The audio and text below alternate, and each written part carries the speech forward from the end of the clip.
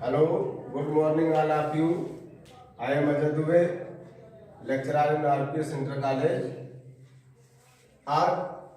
Now we are discussing a chemical reaction, aldol condensation. aldol condensation reaction को बहुत ध्यान से आप लोग समझेंगे, क्योंकि इन रिएक्शनों पे लड़के कतई ध्यान नहीं देते और छोड़ देते हैं रिएक्शनों को। तो चलिए आज हम बात करते हैं एक aldol condensation, aldol condensation, aldol condensation, aldol संघनन, एल्डोल संघनन। तो देखो, सबसे पहले आप ये समझो कि एल्डोल कंडेंसेशन है क्या और एल्डोल कंडेंसेशन कब होता है। तो सबसे पहले हम आपको कुछ शर्तें बता दें। एल्डोल कंडेंसेशन तब होगा जब आपके कंपाउंड में अल्फा हाइड्रोजन प्रेजेंट होगा। क्या प्रेजेंट होगा? अल्फा हाइड्रोजन प्रेजेंट होगा, तभी एल्डोल होगा, अन्यथा एल्डोल नहीं होगा। अब अल्फा हाइड्रोजन किनमें होता है? तो अल्फा हाइड्रोजन, जैसे मान लीजिए हम बात कर रहे हैं एल्डिहाइड और कीटोन की, तो जैसे हमने कोई एक कार्बोनिल ग्रुप लिया C डबल बॉन्ड O और यहाँ पे हमने इस जगह पे जोड़ा H और यहाँ पे लिख दिया CH3। तो देखो जरा ध्यान से, अल्फा हाइड्रोजन पहचानने का तरीका क्या है।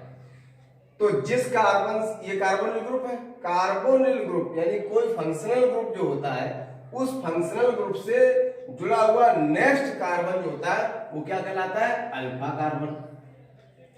फंक्शनल ग्रुप ये है एल्डिहाइड, तो फंक्शनल ग्रुप जो होता है, फंक्शनल ग्रुप से जो नेक्स्ट कार्बन जुड़ा है वो क्या होता है? Alpha carbon. और इस अल्फा कार्बन से जुड़े हुए जो हाइड्रोजन होते हैं वो बेटा कहलाते हैं अल्फा हाइड्रोजन। क्या कहलाते हैं? Alpha hydrogen. तो एक बात आप समझ लो पहले कि जिनमें अल्फा हाइड्रोजन प्रेजेंट होंगे एल्डोल रिएक्शन वही कंपाउंड देंगे, दूसरे नहीं देंगे। अब जैसे आप देखें कीटोन में तो CH3 C double bond O CH3, देखो ये कार्बोनिल ग्रुप है, कार्बोनिल ग्रुप से नेक्स्ट कार्बन कौन है? ये हो गया अल्फा और इधर से ये भी हो गया अल्फा।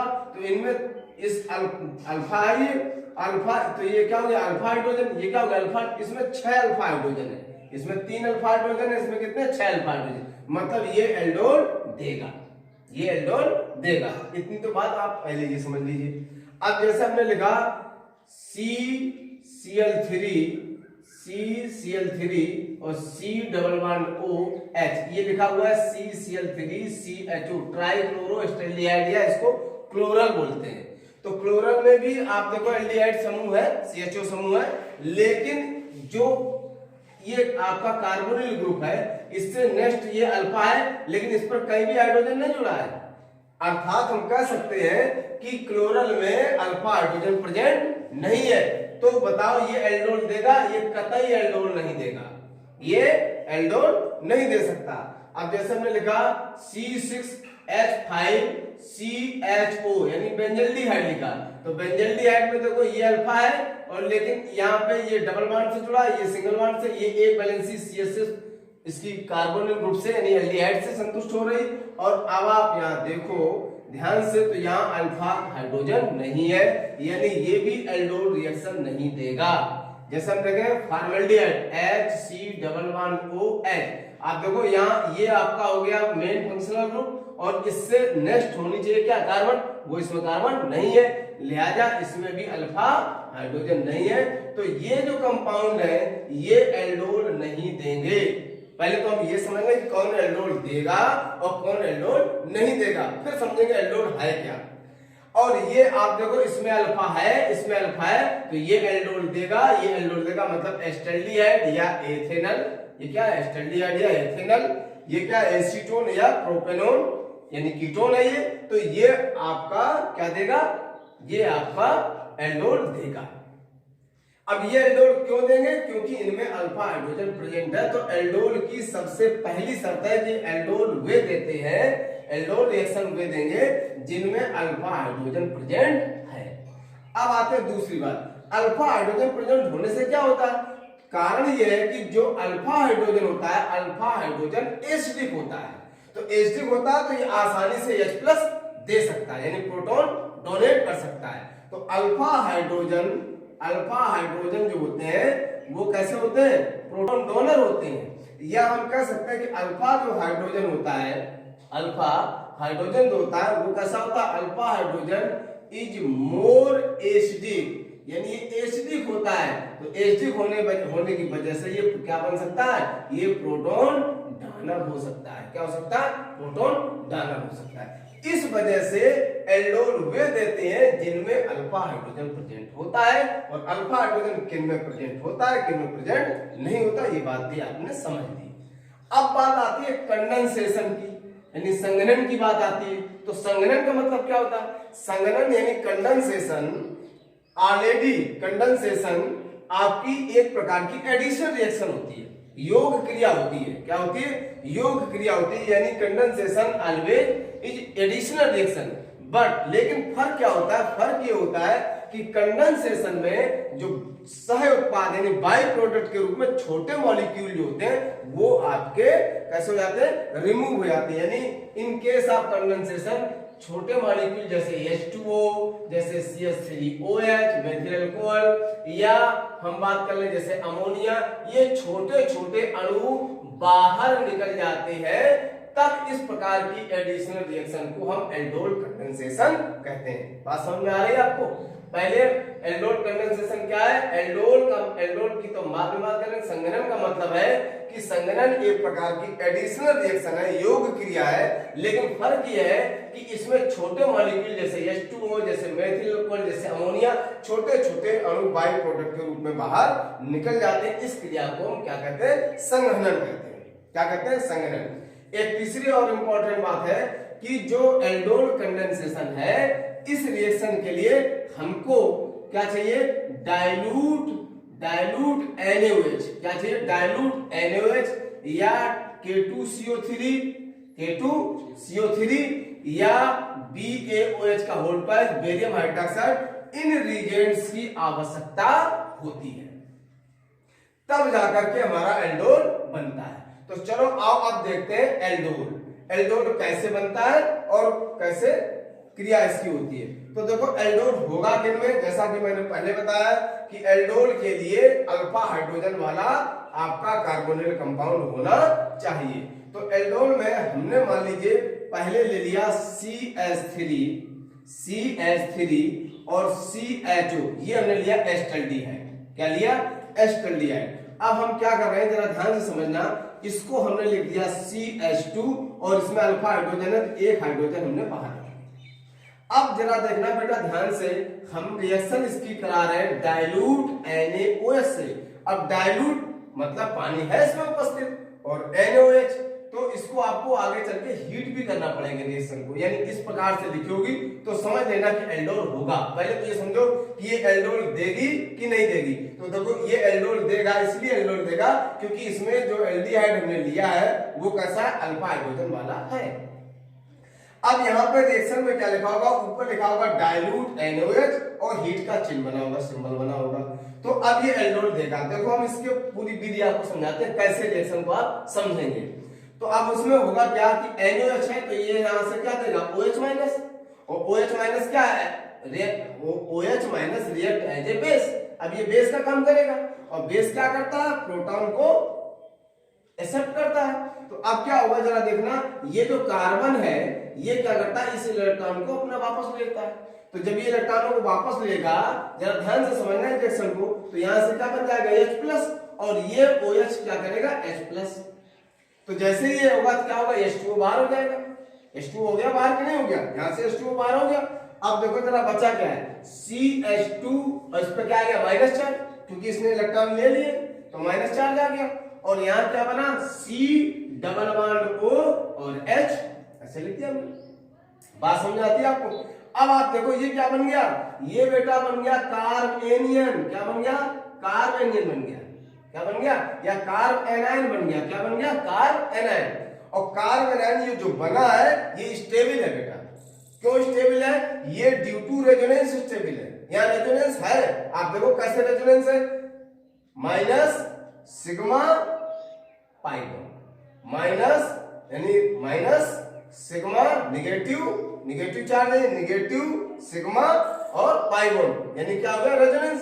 अब इसमें अगर आप रेजोनेंस देखें तो देखो रेजोनेंस कैसे होगा CH2 माइनस और C डबल बॉन्ड O और H। यहाँ रेजोनेंस हम करार देखना ये क्या होगा ये उतर के यहाँ आएंगे और ये कहां शिफ्ट हो जाएगा इस जगह शिफ्ट हो जाएगा क्या बन जाएगा CH2 पे डबल बॉन्ड होगा कि नहीं होगा और यहाँ पे C और O माइनस तो अब आप देखो क्या होगा नेगेटिव चार्ज है O पे नेगेटिव चार्ज होगा C नेगेटिव तो क्या होगा ये रेजोनेंस हो गया कि नहीं हो गया। और रेजोनेंस क्या करता है स्टेबिलिटी प्रदान करता है रेजोनेंस क्या करता है स्टेबिलिटी प्रदान करता है। तो लिहाजा हम कह सकते हैं हम ये कह सकते हैं कि यहाँ स्टेबल हो गया ये। अब आप देखो यहाँ पे एक शर्त और ध्यान रखनी है एल्डोल में कम से कम 2 या 2 से अधिक कंपाउंड चाहिए। जो एडिशन रिएक्शन होती है या जो एल्डोल वाली रिएक्शन है ये संघनन कंडेंसेशन रिएक्शन है तो कंडेंसेशन रिएक्शन में बेटा हमें क्या चाहिए हमको 2 या 2 से अधिक उत्पाद चाहिए। तो अब हमने क्या लिया एल्डिहाइड लिया। अब दूसरा एक एल्डिहाइड और लिया हमने तो हमने लिया CH3 C double bond O और H। आप जरा ध्यान से देखना इस कार्बन से क्या जुड़ा हुआ है ऑक्सीजन। आप सबको पता होगा कि oxygen is more electronegative than carbon. तो यह इसकी जो इलेक्ट्रोनेगेटिविटी है कार्बन ऑक्सीजन की वो कार्बन से बहुत ज्यादा है। तो ये क्या करेगा ये इलेक्ट्रॉनों को अपनी ओर शिफ्ट करेगा और जब इलेक्ट्रॉनों को अपनी ओर शिफ्ट करेगा तो इस कार्बन पे क्या आएगा पार्शियल पॉजिटिव। अब जब इस पार्शियल पॉजिटिव चार्ज आएगा तो ये आपका देखो क्या रखा हुआ है नेगेटिव चार्ज है कार्बन के पास। तो ये कहां अटैक करेगा इस कार्बन से अटैक करेगा। अब बेटा क्या करो इस कार्बन से इसको अटैक कराओ।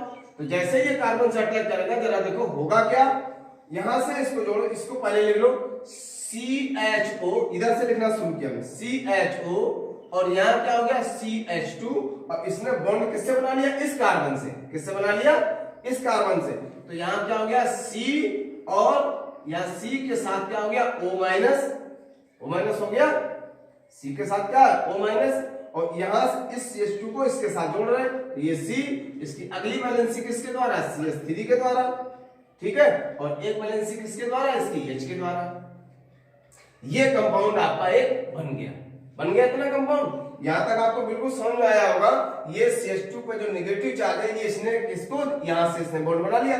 एक बात और बताते हैं एल्डोल वाली रिएक्शन में नए बॉन्ड जनरेट होते हैं C और C के बीच में बॉन्ड बनेगा या अगर नाइट्रोजन है तो C और कार्बन और नाइट्रोजन के अंदर बॉन्ड बनेगा। एल्डोल कंडेंसेशन की एक और सबसे बड़ी विशेषता हम आपको बता दें ये भी होती है इसमें न्यू बॉन्ड जनरेट होता है बिटवीन कार्बन एंड कार्बन और कार्बन के बीच में एक नया बॉन्ड बनता है। वो देखो कार्बन के बीच में एक नया बॉन्ड बन गया। अब जरा देखो क्या होगा बेटा अब क्या होगा अब यहाँ हम इस रिएक्शन में देखो पानी रखा हुआ है डाइल्यूट लिखा हुआ है तो डाइल्यूट का मतलब क्या है पानी। तो इसमें पानी रखा हुआ तो पानी मतलब H प्लस और OH माइनस। अब आप जरा देखो ये H प्लस कहाँ आएगा इसके पास बोलो बेटा आया कि नहीं है। तो अब जरा देखो क्या बन गया अब हमारा बन गया CH3 C के साथ में OH यहाँ पे आपका H और ये CH2 और ये क्या हो गया आपका CHO। अब देखो ये हमारा बन गया बेटा एल्डोल। कैसे बना एल्डोल जरा देखिए ये क्या हुआ एल्डिहाइड ये क्या है एल्डिहाइड है। तो एल्डिहाइड का क्या हो गया एल्डिहाइड का क्या लिया हमने एल्ड और ये देखो इस कार्बन पे क्या जुड़ा OH मतलब हाइड्रोक्सी ग्रुप हाइड्रोक्सी मतलब अल्कोहल। तो अल्कोहल में क्या लेते हैं हम ऑल तो क्या बन गया एल्डोल क्या बन गया एल्डोल इसका नाम हो गया ये हो गया आपका एल्डोल। अभी कंडेंसेशन पे नहीं पहुंचे हम क्या बन गया ये एल्डोल। कैसे बना एल्डोल इसका नाम एल्डोल क्यों पड़ा देखो ये है एल्डिहाइड तो एल्डिहाइड का एल और OH का और यानी इसका एल्डिहाइड का एल ले लिया और OH का क्या लिया एल और ले लिया तो क्या बन गया एल्डोल। ठीक अब जरा ध्यान से देखना इसको हम CH2 को ऐसे लिख देते हैं CH और H। तो देखो अल्फा का H और बीटा का OH क्या निकल गया बेटा वाटर मॉलिक्यूल बाहर हुआ। अब जरा देखो बना क्या आपका हुआ CH3 और CH और OH बाहर निकलेगा तो इस CH और CH के बीच में क्या आ गया डबल बॉन्ड। मैंने क्या कहा था कि कंडेंसेशन में कार्बन और कार्बन के बीच में एक नया बॉन्ड जनरेट होगा। देखिए नया बॉन्ड जनरेट हो गया ये H2O बाहर हो गया। अब क्या बचा, CH3 CH double bond CH और CHO, क्या हो गया O। ये हो गया कंडेंसेशन प्रोडक्ट। क्या हुआ, ये हुआ आपका कंडेंसेशन प्रोडक्ट। अब आप देखो ये इसको क्या बोलेंगे, तो देखो इसका भी आसान तरीका, ये क्या होगा डबल बॉन्ड, तो डबल बॉन्ड को क्या बोलते हैं, इन। डबल बॉन्ड को क्या बोलते हैं, इन। और एल्डिहाइड क्या बोलते हैं, अल। इसका नाम हो गया इनल। क्या नाम हो गया, इनल। तो हमने क्या किया, एल्डिहाइड से कंडेंसेशन दिखा के आपको देखो ये बनाया पहले एल्डोल और फिर हमने बना दिया इनल। और इसी को बेटा हम क्रोटोनेल्डिहाइड भी कहते हैं। क्या कहते हैं, क्रोटोनेल्डिहाइड भी कहते हैं। और अगर आपको नहीं याद रहता है तो आईपीसी नाम लिख लो। आईपीसी नाम आपको पता है, 1 2 3 4, क्या हो गया बोलो जरा, ये 4 से ब्यूट, क्या हुआ ब्यूट। और इन कितने पे 2, तो ब्यूट 2 इन और अल, अल एक पे लिख दो यार, ब्यूट 2 इनल। ये आपका हो गया कंडेंसेशन प्रोडक्ट। ये क्या है, यही है आपका कंडेंसेशन प्रोडक्ट। तो हम बात कर रहे थे एल्डोल कंडेंसेशन की। एल्डोल कंडेंसेशन किन में होता है, जिनमें अल्फा हाइड्रोजन प्रेजेंट हो, और जिनमें अल्फा हाइड्रोजन प्रेजेंट नहीं होता उनमें एल्डोल कंडेंसेशन नहीं होता। एल्डोल का मतलब क्या है, आप मतलब समझ लो। एल्डोल का मतलब है कि ऐसा कंपाउंड, सच कंपाउंड इन विच, ऐसा कंपाउंड जिसमें क्या हो, एल्डिहाइड ग्रुप और अल्कोहल ग्रुप दोनों प्रेजेंट हो, यानी जिसमें एल्डिहाइड और अल्कोहल दोनों के गुण विद्यमान हो, ऐसे कंपाउंड को क्या बोलते हैं, एल्डोल।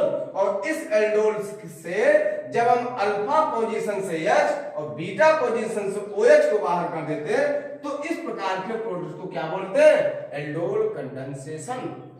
ये हमने लिया एथेनॉल पे।